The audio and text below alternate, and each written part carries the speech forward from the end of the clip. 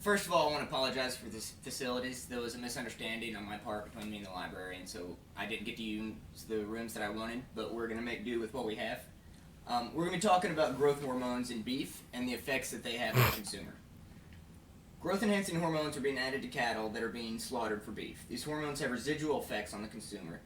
These hormones include estrogen, testosterone, progesterone, among others. Now, these are all things that are found naturally in the human body, but they're in very regulated amounts. And when we start adding a lot to it, much like an athlete would prepping for training, but it's illegal for him, it's not illegal for the beef companies, and we're going to try to get to the bottom of that.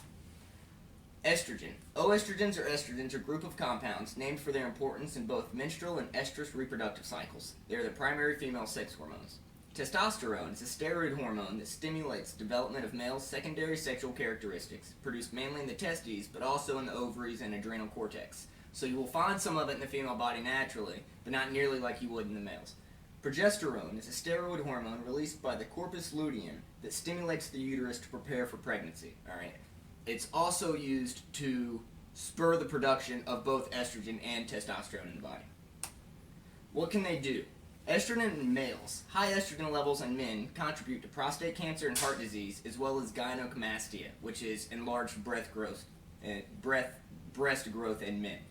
As the testosterone is transformed into the estrogen, the low levels of testosterone can cause many unpleasant symptoms, including loss of muscle mass, fatigue, low libido, erectile dysfunction. And these are all things that they're adding to these cattle and these steers that we're going to be consuming. Testosterone in women. Too much testosterone in women may grow facial hair, develop a deeper voice, or experience decreased breast size. Acne can also be the result of too much testosterone in women. Too much T in women can be the result of polycystic ovary syndrome, PCOS, which can make it difficult to get pregnant and halt menstruation.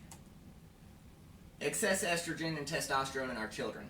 Estrogen or testosterone in your child's body can cause precocious puberty, all right? And what that is early puberty.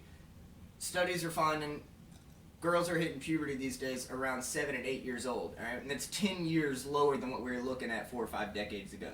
So that's a dramatic drop, and it can have serious health effects. The other factors aren't frightening enough. Early puberty in our children, which has been linked to breast cancer, should be. It's time to take a step forward and take measures to secure a healthier future for the next generation. Alright, so what can we do about it?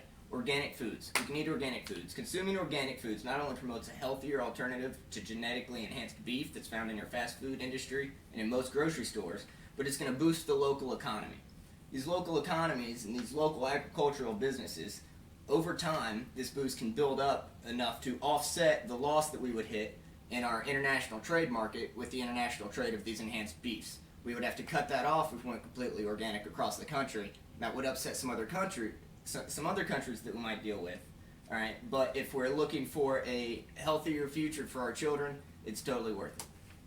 All right, so let's fix it. Let's eat organic. Let's help support our local economies, support local agriculturalists, and make our healthier children.